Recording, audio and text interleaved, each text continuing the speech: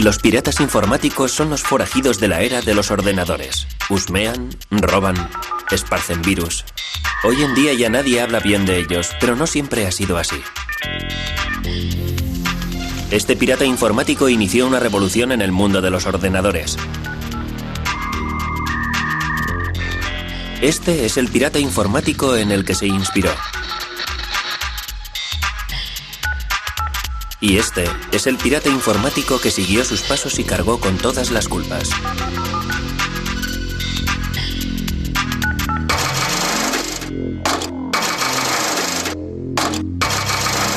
Historia secreta de los piratas informáticos. Estos tres rebeldes tecnológicos son los pioneros de la piratería electrónica.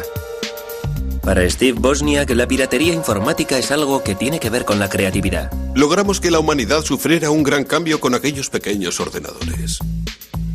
Para John Draper, la piratería informática consiste en experimentar. Consiste en desmontar algo para mejorarlo, para conseguir que haga cosas diferentes, cosas más inteligentes. Sí, hola, es Steve. estupendo ¿Qué tal volver te va, a verte? chico? En cuanto a Kevin Mitnick, la piratería informática es una forma de subversión. Se trata de revelar conocimientos prohibidos, de hacer travesuras, de intentar ser más listo que los demás. Se trata de buscar información. Es un reto intelectual.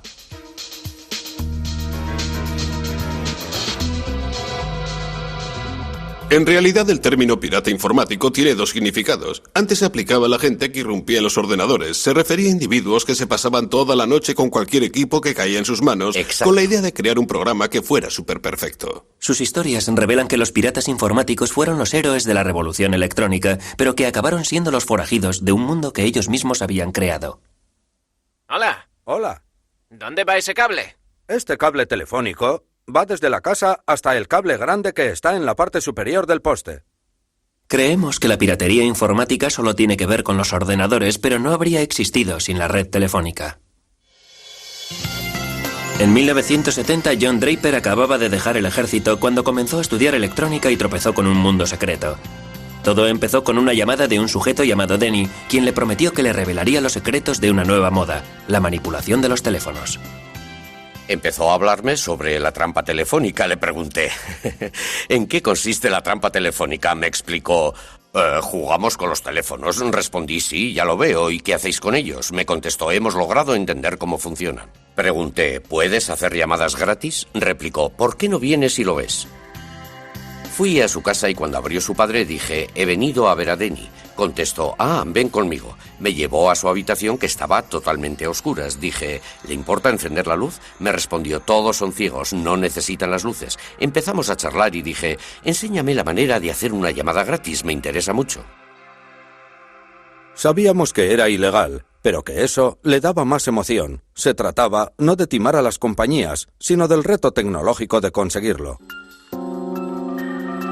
En una época en la que las conferencias a lugares distantes eran todo un lujo, los manipuladores de los teléfonos dieron con el modo de hacerlas gratis. Las redes telefónicas estaban controladas por tonos. Introducirse en ellas era fácil si se contaba con el equipo adecuado. Y podía conseguirse totalmente gratis en un paquete de cereales de los utilizados para desayunar. Esto que tengo aquí es el silbato del Capitán Crunch. Si tapas este agujero de aquí así, se convierte en 2600. Y cuando lo hace sonar en el teléfono, el sonido sordo que se escucha lo reconoce e indica que puedes proceder a efectuar la llamada. Armados con un silbato del Capitán Crunch, los manipuladores de teléfonos podían hacerse con el control de las líneas telefónicas en cualquier momento, en cualquier lugar del mundo. Una de las cosas que solíamos hacer era irnos al aeropuerto. Pasábamos por delante de una hilera de teléfonos públicos tocando el silbato. Desconectando así todas las llamadas. En la época en la que las llamadas se realizaban a través de operadoras, la manipulación de los teléfonos no era posible, pero cuando los paneles controlados por personas fueron sustituidos por sistemas mecánicos, los controles entraban en funcionamiento mediante el uso de diferentes sonidos. Para los manipuladores de teléfonos como el Capitán Crunch o Denny, las redes telefónicas eran un enorme terreno de juego tecnológico en el que había cantidad de sonidos y controles que explorar. Han pasado 30 años y se reúnen para recordar sus proezas. Hola, Denny. Hola. Hola. ¿Cuánto tiempo sin vernos? ¿Qué tal te va, John? ¿Qué tal te va? Denny, pasemos a la acción. Tengo que probar mi nueva caja. La regla de oro era que nunca había que manipular los teléfonos desde casa. Si lo hacías, las empresas de telefonía podían seguirte la pista. Mientras estuve con Denny, le recogía en la furgoneta Volkswagen. Vamos, Denny. Y nos íbamos a la zona rural más apartada que éramos capaces de encontrar en el mapa. Nos íbamos hasta allí y en un teléfono público empezábamos a piratear. Una vez que daban con los tonos que controlaban los interruptores, los manipuladores de teléfonos eran capaces de ir saltando de una línea a otra y de pasar de una ciudad a otra. Pero necesitaban algo que mejorase la emisión de los tonos. Ahí es donde entró en juego la experiencia técnica de John Draper, creando un artilugio al que llamaron la caja azul. Lo primero que hice fue crear la caja azul. La caja en sí se puede adquirir en una tienda de radios o en cualquier otro sitio. Es una caja normal y corriente tipo estándar. El teclado creo que lo conseguimos en un basurero o algo parecido. Aquí hay uno. La caja azul no es más que un aparato que emite tonos. Emite un cierto número de tonos que la empresa de telefonía interpretaba como tonos procedentes de sus propios equipos técnicos, aunque éramos nosotros quienes los emitíamos. Se convirtió en la llave del reino. Si, por ejemplo, quería una operadora en Nueva York, pulsaba 121 arranque y eso me ponía en contacto. Su llamada no puede ser atendida. Este es un anuncio grabado. Equipados con una caja azul, realizaron llamadas a todo el mundo, con frecuencia solo con la intención de divertirse, escuchando un mensaje grabado en un idioma desconocido. El hecho de que las empresas de telefonía permitieran que el sistema estuviera montado así era algo que me causaba asombro. No podía creer que resultara todo tan fácil. KP182 inicio. Los patrones de los números eran algo que de verdad me intrigaba. Tenía una gran facilidad de acceso a las empresas de telefonía pese a usar un sistema de acceso muy rudimentario. La tecnología de la caja azul fue el gran éxito de los manipuladores de teléfonos. Su red invisible se extendió y no pasó mucho tiempo antes de que los manipuladores empezaran a mantener contactos secretos a través de las propias líneas telefónicas. La mayoría de nosotros solo hablaba por teléfono por hablar. Solo hablábamos de lo que hablan los jóvenes, de sus amigas y de cosas por el estilo. Hablamos por teléfono con una operadora de California. Creo que los manipuladores de teléfonos solo actúan llevados por las ganas de divertirse. En aquella época, la red telefónica era uno de los sistemas más complejos que había, y que alguien conociera todos sus pormenores no dejaba de ser un descubrimiento importante. Los manipuladores de teléfonos no solo aprendieron a controlar los aspectos mecánicos, se convirtieron también en expertos en la manipulación de los empleados de las compañías, un arte que convinieron en llamar ingeniería social. Denny se hizo todo un experto en la llamada ingeniería social. Consistía en la habilidad de entrar en la empresa telefónica y hablar con su personal haciéndoles creer que trabajabas para su misma empresa de telefonía. ¿Qué tal te va, Ron? Bien, soy Bob. Tenemos que llevar a cabo una prueba de transmisión. ¿Qué tal te va, Ron? Bien, soy Bob, del despacho Alpine de Phoenix, Arizona. Desconectamos el manguito de plomo de la arandela y luego la volvemos a colocar. Podía llamar a la sala de organización, podía decir, les estamos hablando desde Fresno. Hemos detectado que están teniendo un error en la línea interurbana. Podrían decirme cuál es el número de dicha línea y podrían facilitarme el número de identificación y lo hacían. Finalmente, las empresas de telefonía se dieron cuenta de la intrusión. Muchos de nosotros recibimos advertencias varias veces de los agentes especiales de las compañías telefónicas, de los encargados de seguridad de las compañías. Las conferencias de los manipuladores pronto se llenaron de historias sobre investigaciones llevadas a cabo por agentes de las empresas de telefonía, sobre todo por el famoso señor Duffy. El señor Duffy decidió hacer una visita a Bill. La madre de Bill permitió al señor Duffy hacer todo lo que quiso. Uno de aquellos agentes especiales solía hablar conmigo a veces. También habló en algunas ocasiones con mi padre con la esperanza de que yo dejara todo aquello. Posteriormente, Duffy fue a visitar a Bill a la escuela. No creo que Bill le dijera nada. Dejábamos de hacerlo durante una temporada, pero como nos divertía, volvíamos a hacerlo una y otra vez. El señor Duffy pronto quedó eclipsado por una amenaza mucho más seria: ser expuestos a la luz en un medio de comunicación de difusión nacional, gracias a Ron Rosenbaum, un periodista neoyorquino. Fue como entrar en el mundo de los forajidos electrónicos de Alicia en el País de las Maravillas. Estaban enviando mensajes fuera de los canales convencionales y además estaban creando el miedo a la intromisión en las comunicaciones. Creo que los manipuladores del teléfono respondían a la paranoia generalizada que sentía el público respecto a los teléfonos y a las comunicaciones. Debido al movimiento antibelicista y a la reacción del FBI, todo el mundo pensaba que su teléfono estaba intervenido. El teléfono fue una especie de foco de paranoia general sobre la intrusión del Estado, sobre la falta de intimidad, sobre toda esa clase de cosas. Rosenbaum logró dar con la pista de Denny y Joe Angresia. Sin embargo, el Capitán Crunch se mostró más esquivo. El Capitán Crunch era uno de los grandes personajes norteamericanos, una especie de superhéroe de fantasía creado en el país. Todos los que fueron entrevistados por Ron Rosenbaum habían mencionado al Capitán Crunch. Por esa razón le llamé y le dije, no nos gustaría que publicara usted ese artículo porque, en serio, no es una buena idea. El Capitán Crunch estaba muy preocupado porque no hacía más que repetirme, haga lo que haga, no quiero que esta información caiga en manos de los radicales. Él tenía la sensación de que aquello podría llegar a paralizar el sistema de telefonía de los Estados Unidos e incluso colocar a los Estados Unidos bajo el yugo nuclear de la Unión Soviética.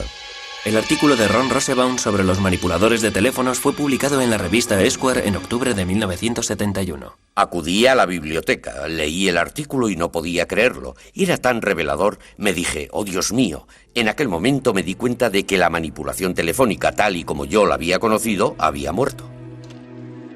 Se lo leí a Denny entero por teléfono. Todo el mundo recibió su llamada.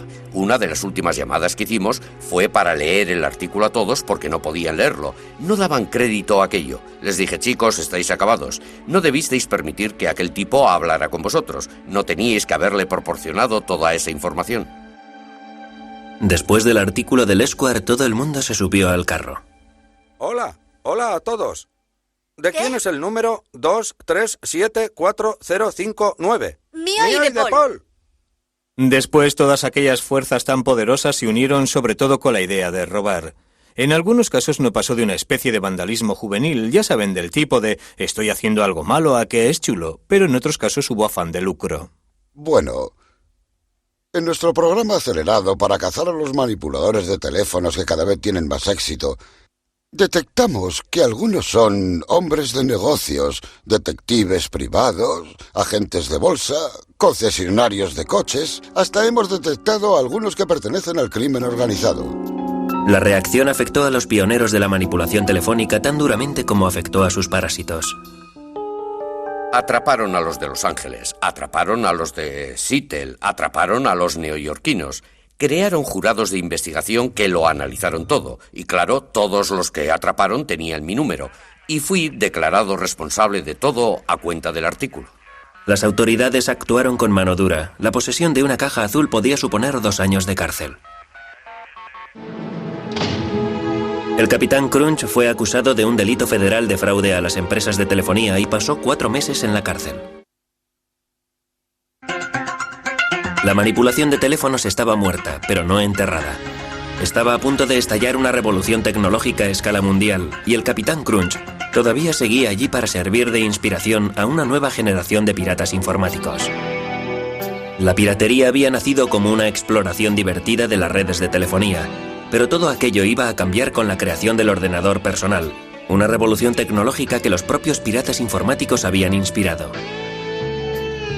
Un elemento clave en la revolución fue Steve Wozniak, un joven estudiante de ingeniería cuyo mundo había quedado patas arriba tras el artículo del Esquire sobre las cajas azules. Fue el artículo más sorprendente que jamás había leído. Hablaba de ingenieros y técnicos como yo que se habían burlado de las empresas de telefonía y que habían creado redes que nadie pensaba que existían. A Wozniak le entusiasmó tanto el artículo que empezó a montar su propia caja azul. Al principio solo puse algunos de los chips que yo mismo había diseñado en una tabla y empecé a soldar cables. Por esa razón, cuando acabé el montaje de la caja azul, algunos tonos estaban bien y otros mal. Empecé a buscar al Capitán Crunch. Una vez que su tapadera había quedado hecha añicos por el Esquire, John Draper intentó pasar totalmente desapercibido. Todo el mundo decía que John Draper era el Capitán Crunch. Llamé a la emisora de radio y pedí que John Draper me llamara. Me dijeron, no, ha desaparecido de la vista después del artículo del Esquire. Supe que había dado con él. 10 minutos más tarde sonó el teléfono. Exclamé, Dios mío, qué malas noticias. Era él, nos dijo que vendría a Berkeley a reunirse con nosotros en el dormitorio. Tuve la sensación de que el que venía a casa era el mismísimo presidente. Fui allí sin saber realmente qué era lo que estaba pasando. Wolf quiso que le enseñara a utilizar la caja azul. Él acababa de montar una. Me había hecho a la idea de que se trataba de un tío muy ligón y resultón con las chicas, y cuando se presentó en la puerta de alguna manera no coincidía con la idea que me había forjado de él. Dijo, soy el Capitán Crunch. Dije, bien chicos, la verdad, no creo que tenga ganas de hacer esto. Me contestó, está bien. Me sentí todo un héroe. Añadí, me imagino que no pasará nada. Al fin y al cabo, estoy en un dormitorio y será muy difícil que alguien detecte la llamada. Woz me preguntó, ¿podemos telefonear al Papa? Le contesté, pienso que sí. Cogí el número del Vaticano y llamamos preguntando por el Papa. Nos dijeron, el Papa no está disponible en estos momentos. Eran como las 4 de la madrugada. Aquella misma noche empecé a aprender códigos y técnicas de John Draper y de los demás para utilizarlas para hablar con las operadoras, y las semanas siguientes las dediqué a hacer prácticas para ver hasta dónde podía llegar. Creo que estaba un poco asustado con la idea de que me cazaran. Un par de semanas más tarde, el coche de Wozniak sufrió una avería. Por suerte, él y su colega Steve Jobs tenían una caja azul a mano. Decidimos llamar a nuestros amigos de Berkeley con la caja azul para que nos llevaran a casa en coche. Steve realizó la llamada sirviéndose de la caja azul. Cuando contestó la operadora, colgó asustado. Volvió a llamar. Al contestar, la operadora colgó otra vez de lo asustado que estaba. Fue cuando apareció un poli. Estaba en la cabina con una caja azul en las manos. Oh, Dios mío. Seguro que el poli pensó que éramos drogadictos porque yo llevaba el pelo muy largo. Steve me pasó la caja azul y la introduje en el bolsillo de mi abrigo. Me preguntó, ¿qué es esto? Si se pulsaban los botones emitían tonos, por eso contesté, es un sintetizador musical electrónico. El poli le dijo que estaba desafinado. Preguntó, ¿para qué es el botón naranja? ¿Es con el que pirateáis las líneas? Steve le contestó, es para calibrar. El agente preguntó, ¿qué hay que calibrar? Pasé miedo. Supimos que nos habían cogido, nos metieron en el coche patrulla. Los dos polis iban en el asiento delantero y Steve y yo en el de atrás. El poli que iba de copiloto se dio la vuelta. El poli se dio la vuelta hacia Woz y le dijo, un tipo llamado Moog te ha delatado. Era un sintetizador Moog. Mientras Steve Wozniak y el Capitán Crunch andaban enredando con los teléfonos, los despiertos chicos de las empresas del cercano Valle del Silicio estaban consiguiendo grandes avances en la tecnología informática. Sin embargo, a principios de los años 70 los ordenadores eran todavía unas máquinas enormes muy impersonales al servicio de unas empresas enormes muy impersonales. Se empezó con lo de los ordenadores con el fin de descifrar códigos, detectar misiles, crear armas para la guerra. Ese fue en realidad el origen de los ordenadores modernos. Luego fueron apareciendo los que manejaban enormes y complejas bases de datos con fines comerciales. Los ordenadores se consideraban como aparatos que no había que tocar. No se podía entrar donde hubiera un ordenador. Había que mantener las distancias, pero mostrar reverencia y respeto a quienes supieran manejarlos. Pero en aquella época el respeto era un bien bastante escaso. A finales de los años 60 hasta los ingenieros informáticos tenían ya su contracultura. Lo bautizaron piratería informática. Los objetivos prácticos eran secundarios, lo importante era lo que los piratas informáticos denominaban el puro placer de la exploración, un sentimiento que los manipuladores de teléfonos hubieran reconocido como propio. Los manipuladores de los teléfonos estaban aprendiendo cómo utilizar una tecnología, cómo introducirse, cómo utilizar y expandir la tecnología por caminos que en general no estaban al alcance del público. De la misma forma, la piratería informática iba ampliando sus fronteras, iba aprendiendo a explorar los ordenadores para conseguir que hicieran cosas que la gente afirmaba eran incapaces de hacer. Para conseguir sus propósitos, los piratas informáticos necesitaban tener acceso a un ordenador, pero en aquella época no resultaba fácil. En mi primer año en la universidad dije a mi padre, algún día tendré un ordenador Nova 4K. Me contestó, Steve, cuesta tanto como una casa. Le respondí, entonces viviré en un apartamento. Algún día tendré ordenador. Cuando los ordenadores eran todavía unas máquinas crujientes que costaban 5.500 millones de euros, la idea de que alguien tuviera su propio ordenador personal resultaba inconcebible. ¿Por qué iba a querer alguien disponer de su propio ordenador personal? Era ridículo, era como que alguien dispusiera de su propia bomba atómica. La bomba estalló bajo la forma de unos nuevos componentes para montar un equipo que fue llamado Altair 8800. Apareció un artículo en una revista técnica en el que se presentaba el Alter, un equipo que cualquiera era capaz de montar. Entusiasmó tanto a un par de personas de la zona de la bahía que decidieron formar un club, incluso antes de que dichas piezas empezaran a salir al mercado. Se reunieron solo para compartir información. Lo bautizaron Club Informático Casero. Una noche de marzo de 1975 se congregaron 30 personas en un garaje para contemplar aquella extraña caja. Entre ellas se encontraba Steve Wozniak. Dentro de la caja había montada una red que llegó a fascinarles incluso más que la red telefónica. Estábamos dentro del garaje. Fuera estaba oscuro y estaba lloviendo. La puerta del garaje estaba abierta y todo el mundo empezó a hablar sobre ordenadores. La caja del Alter no tenía nada de especial. Venía desmontado.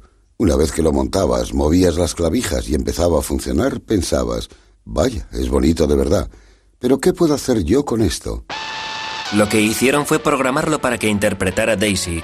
15 años antes, los ingenieros informáticos habían conseguido obtener la melodía con una máquina del tamaño de una casa. En aquellos momentos, los piratas informáticos estaban consiguiendo lo mismo con un ordenador casero. Aquella primera reunión despertó tanto mi interés que los encuentros bisemanales se convirtieron en lo más importante de mi vida. Al club casero enseguida se le quedó pequeño el garaje. La piratería informática estaba ganando terreno. Alguien se levantaba y preguntaba, ¿tengo este problema? ¿Sabe alguien resolverlo? O, ¿recordáis que se mencionó este problema en el club hace 2 semanas? Ya tengo la solución. Fue un formidable intercambio de información. En el club me dediqué a pasar esquemas a todo aquel que quisiera hacerse con ellos. Saqué toneladas de fotocopias porque me sentía orgulloso de que vieran mi trabajo. Lee Felsenstein se convirtió en el moderador del club. Lo organizó todo muy bien, respetando el talante de nuestro cometido, que consistía básicamente en compartir toda la información. No atrajo a gente de nivel y que había tenido éxito en las empresas, a empresarios. No atrajo a ingenieros, de verdad. El prototipo de ingeniero se sentía bloqueado por ese sentimiento de... He de contar con permiso para hacer algo que no se ha hecho hasta ahora.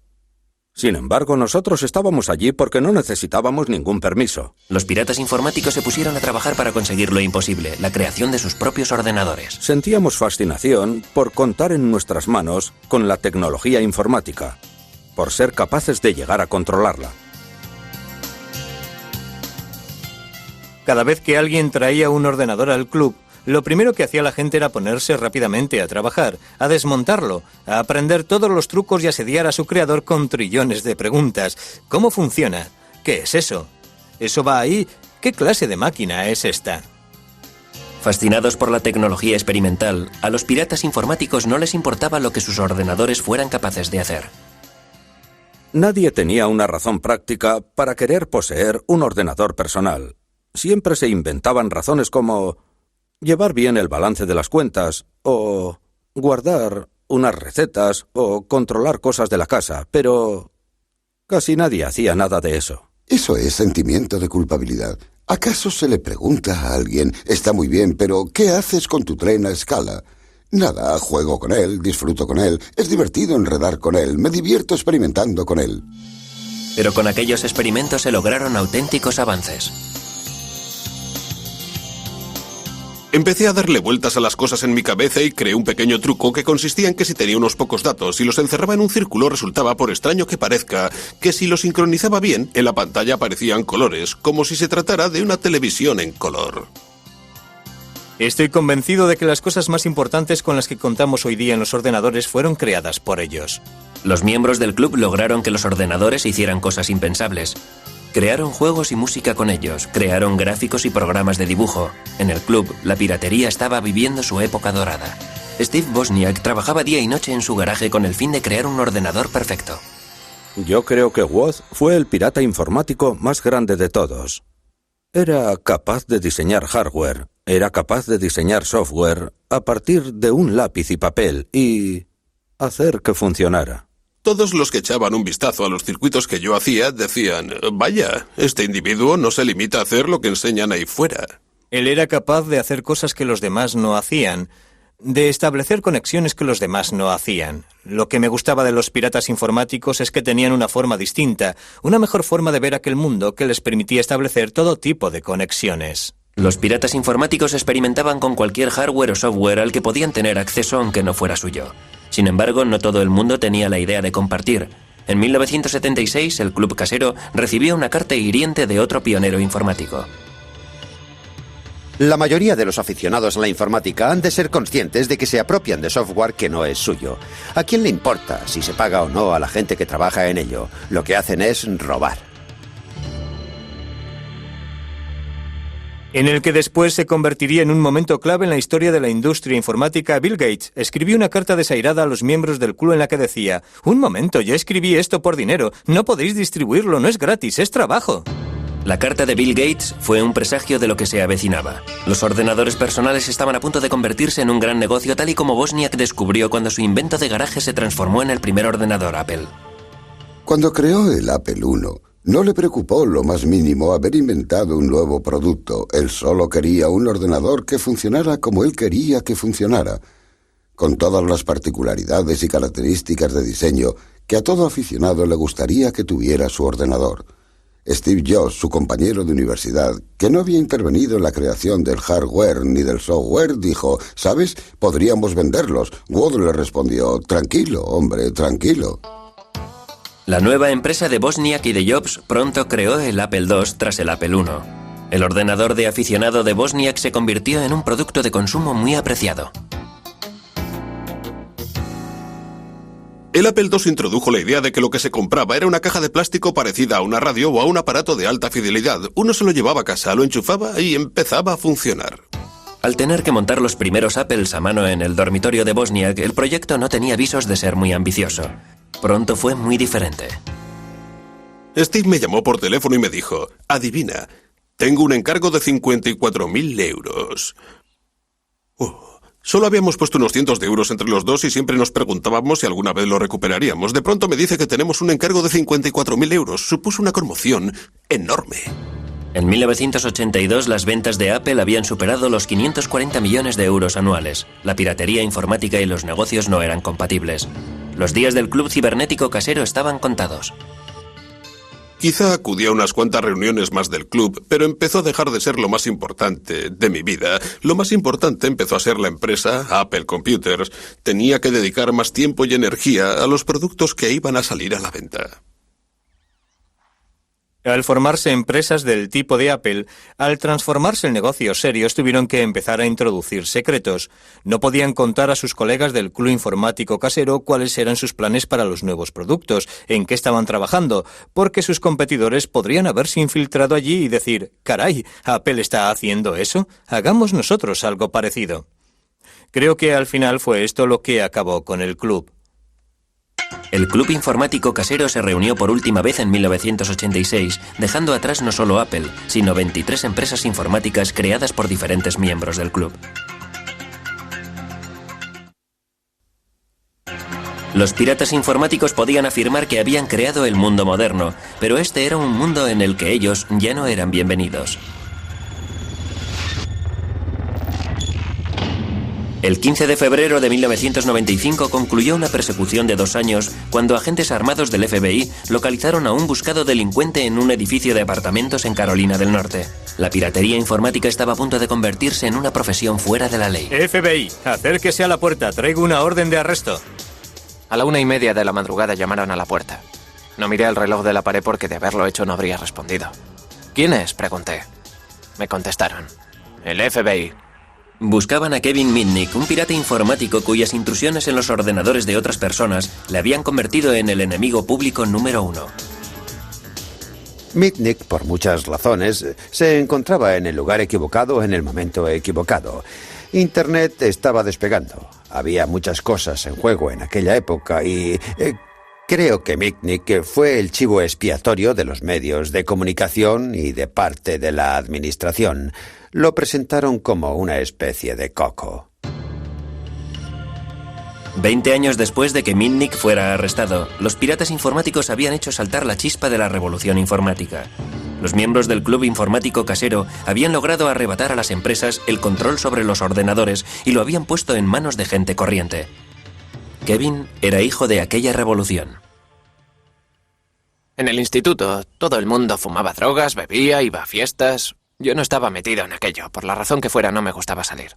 Yo disfrutaba con aficiones, bueno, Aficiones que eran mucho más individualistas. En la generación de Mitnick había todo un campo electrónico que explorar. Las empresas y las administraciones empezaron a conectar entre sí sus ordenadores. El sistema telefónico ofrecía un atajo a esas redes tan seductoras. Era como si la red fuera el universo. Star Trek. Era ir donde jamás había estado el hombre. La red informática, las redes telefónicas. Era ir a donde jamás había ido un pirata informático. No disponía de un ordenador personal. Empezó a piratear en la cadena de tiendas Radio Shack. Utilizaba los módems de los ordenadores de las tiendas para entrar en ordenadores de otros lugares. La nueva generación de piratas informáticos se inspiró en los forajidos electrónicos de épocas pasadas, como el Capitán Crunch, el manipulador de teléfonos. Era alguien a quien yo admiraba mucho, debido a su inteligencia, debido a sus habilidades y a sus conocimientos del sistema telefónico. Al igual que los manipuladores de teléfonos, Mitnick utilizó una amplia gama de habilidades para llevar a cabo la piratería informática.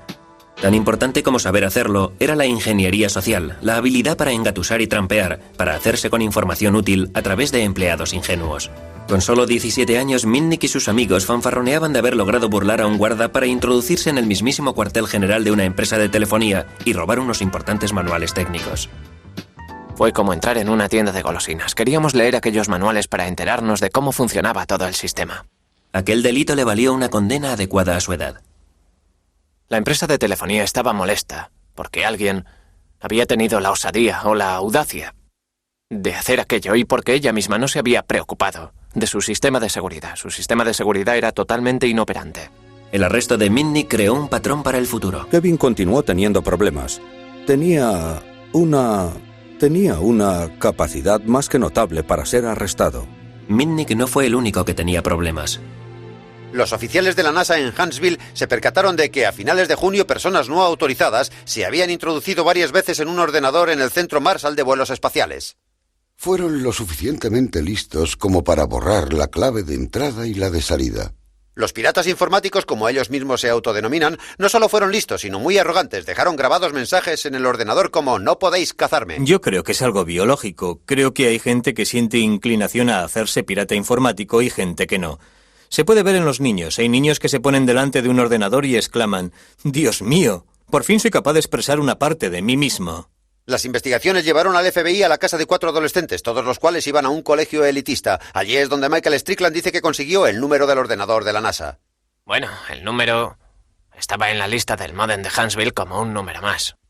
Evidentemente era un error. A pesar de todo, tomé la decisión de hacer la llamada. El término pirata informático empezó a vaciarse debido a la gente que no estaba imbuida del espíritu de los piratas informáticos que irrumpieron por primera vez en los ordenadores. Hubo muchas intrusiones realizadas por adolescentes que se hacían con las claves o que aprovechaban las debilidades del sistema para introducirse en los ordenadores. Hizo falta una película de Hollywood para que el enfado se convirtiera en pánico. De repente hicieron una película, Juegos de Guerra, que tuvo un gran éxito de taquilla.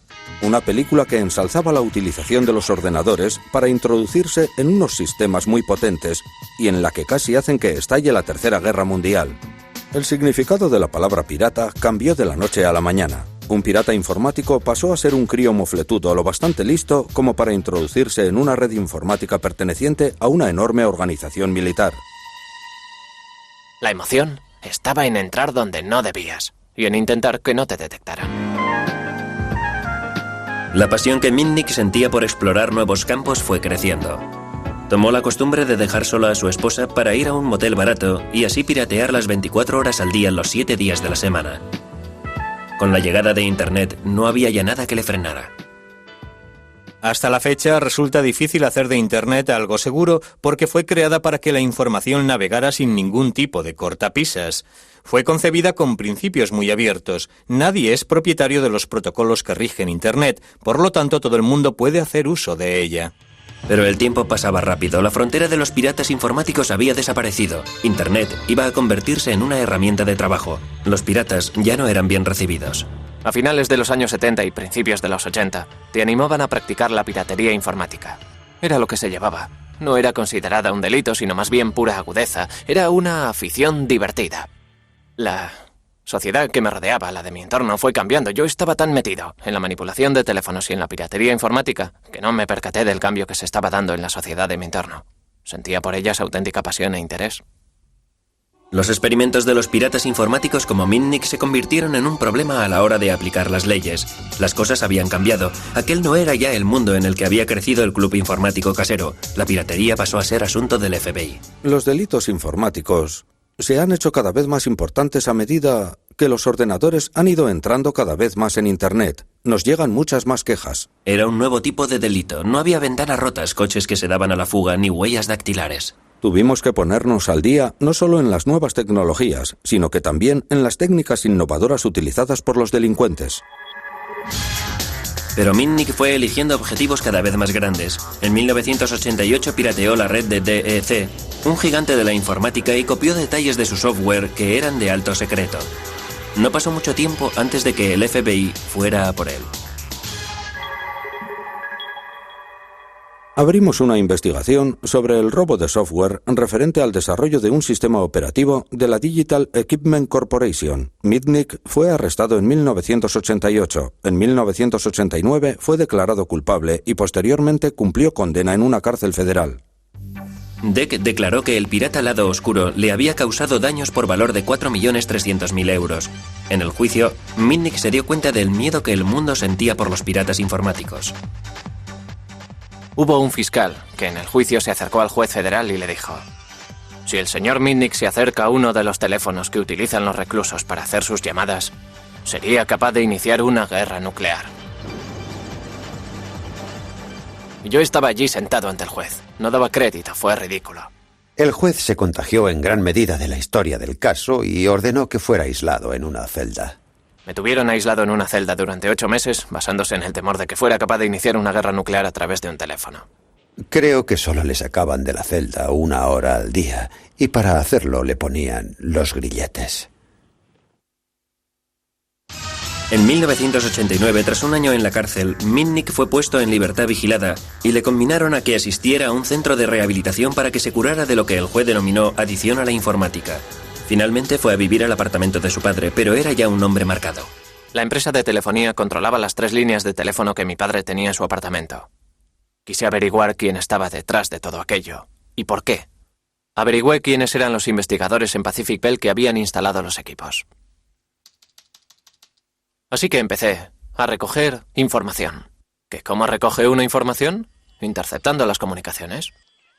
Pude hacerme con la clave de sus buzones de voz, algo parecido a los contestadores automáticos de las casas. Escuchaba los mensajes e intentaba recopilar toda la información que tenían cuando hablaban de mí. El gobierno dijo que aquello era irrumpir en un ordenador. Emitieron una orden de arresto porque había violado mi libertad vigilada. En fin, eso es lo que pasó. Así que aquello me irritó muchísimo y dije: cogedme si podéis. En diciembre de 1992, cuando el FBI fue a detener a Mitnick, este había volado.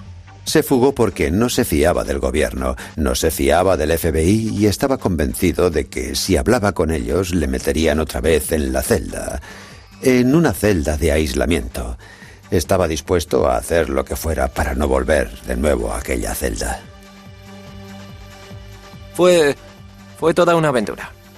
Me fui a otra ciudad, a un hotel, encontré un sitio donde vivir, encontré trabajo en un bufete de abogados y empecé una nueva vida a partir de cero. Pero claro, tuve que reconstruir el pasado.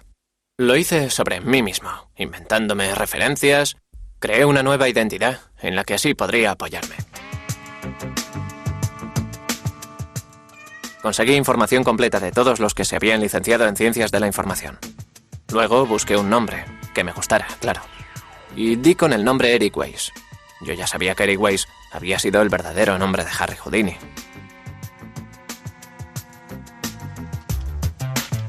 Estuve trabajando en el bufete de abogados de Denver durante un año.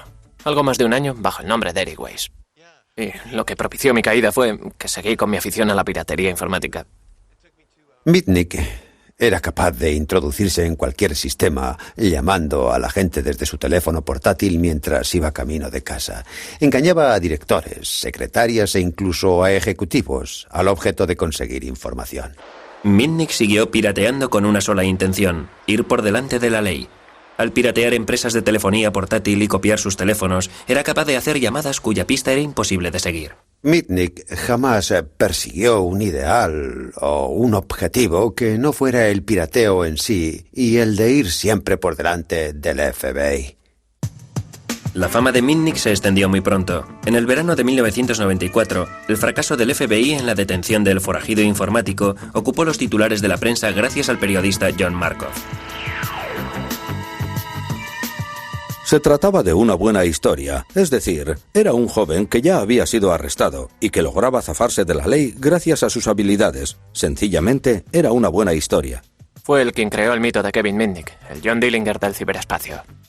Creo que presentaron más de 60 denuncias sin pruebas que figuraban como hechos, como por ejemplo que había irrumpido en el NORA. Contaron historias falsas sobre el banco Security Pacific y que había pinchado los teléfonos del FBI.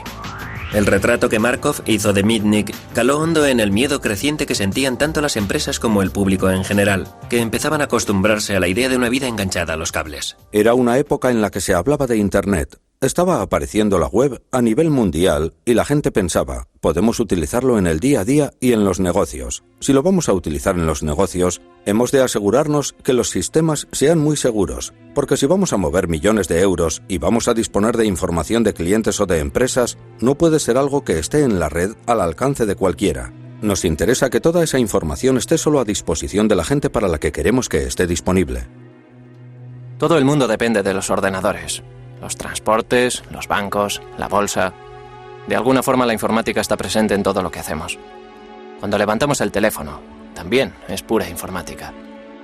Y solo la gente que no está familiarizada con dicha tecnología piensa que se trata de algo místico, algo mágico, y que ese tipo del que hablan es el enemigo público número 1 porque es capaz de manipular las cosas y cargárselo todo. Cuando por fin el FBI detuvo al enemigo público número 1, este residía en Carolina del Norte bajo el seudónimo de Tom Case. FBI, acérquese a la puerta, traigo una orden de arresto. Se han equivocado de hombre. Compruebe el buzón en el piso de abajo. Inmediatamente me puse al teléfono. Les dije a mis familiares dónde estaba, porque no tenían ni idea de que residía en Carolina del Norte. Me puse en contacto con mi abogado. ¡Un momento! Le conté que tenía al FBI en la puerta. Y acabé abriendo la puerta, solo un poco, para mirar. ¿Quiénes son ustedes? Inmediatamente empujaron la puerta y preguntaron, ¿es usted Kevin Mitnick? Respondí no y dije, me llamo Tom Case. ¿Por qué han irrumpido ustedes en mi casa? ¿Acaso no comprueban los buzones antes de importunar a alguien? Hice el papel de ingenuo y de que estaba enfadado. ¿Traen una orden de registro? La tenemos si es usted Kevin Mitnick. Dije, ya, pero no soy Mitnick. ¿Dónde está la orden? Y me dijeron, queremos llevarle al cuartel general del FBI para comprobar sus huellas dactilares y ver si realmente es usted o no Kevin Mitnick. De acuerdo, dije, por supuesto. Y añadí, deme su tarjeta, dígame a qué hora quiere que me presente mañana y allí estaré. Me dijeron, no, tenemos que llevarle ahora mismo, no tenemos ningún interés en que esto se retrase. Arrestadle, ponedle las esposas. Y así me arrestaron. Mitnick volvió a estar entre rejas. En aquella ocasión se enfrentaba a 25 cargos por fraude telefónico e informático. El caso era tan complejo que Mitnick se pasó 4 años y medio en una celda antes de ser llevado a juicio. Estuvo retenido en una cárcel del condado. Le golpearon, le hicieron un montón de cosas para que se enterara de que el gobierno estaba dispuesto a aplicar mano dura. La administración le dejó bien claro que podía ser acusado en distintas jurisdicciones, que podría enfrentarse a juicios múltiples. Durante mucho tiempo no hubo pruebas en su contra. El único juicio que Kevin Mitnick tuvo fue el que se llevó a cabo en el New York Times y en los medios de comunicación. Mitnick fue acusado de robar 86,5 millones de euros en concepto de software a las empresas que había pirateado. Como defensa, él se basó en la ética del pirata informático, que dice que copiar software no es robar. Para cometer un fraude informático tienes que quitarle a alguien su dinero o sus bienes y...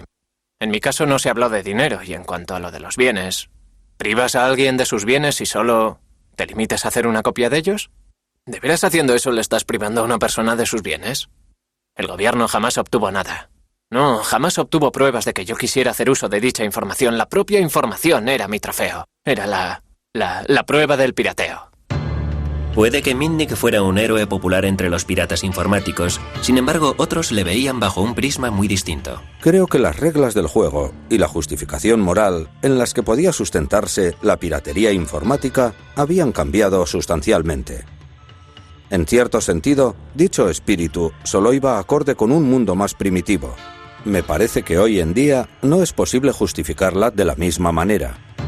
En 1999, Mitnick fue condenado a 5 años de cárcel, gran parte de los cuales ya había cumplido mientras esperaba la celebración del juicio. Fue una sentencia más severa de la que reciben muchos asesinos. El año pasado le dieron permiso para que saliera en libertad vigilada. En mi libertad vigilada estoy sometido a unas condiciones tan estrictas que si se me ocurriera tocar este ordenador es probable que me internaran otra vez en una prisión federal.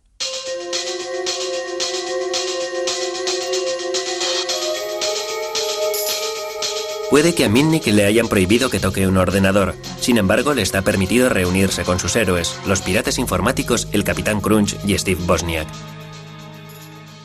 Es puro sensacionalismo hacer que los piratas informáticos representen una amenaza a nuestra forma de vivir, a nuestra seguridad, a nuestro dinero y a todo lo demás que hay en el mundo. La gente no acaba de entender a las mentes curiosas. Siempre habrá un grupo de jóvenes brillantes y técnicos que hurgarán y se preguntarán ¿qué es esto? ¿Qué pasaría si...? A estos pioneros les resulta muy difícil hacerse a la idea de que el pirata informático es actualmente un forajido. Lo cierto es que el mundo ha cambiado y lo único que queda son bonitos recuerdos y reliquias de un pasado glorioso.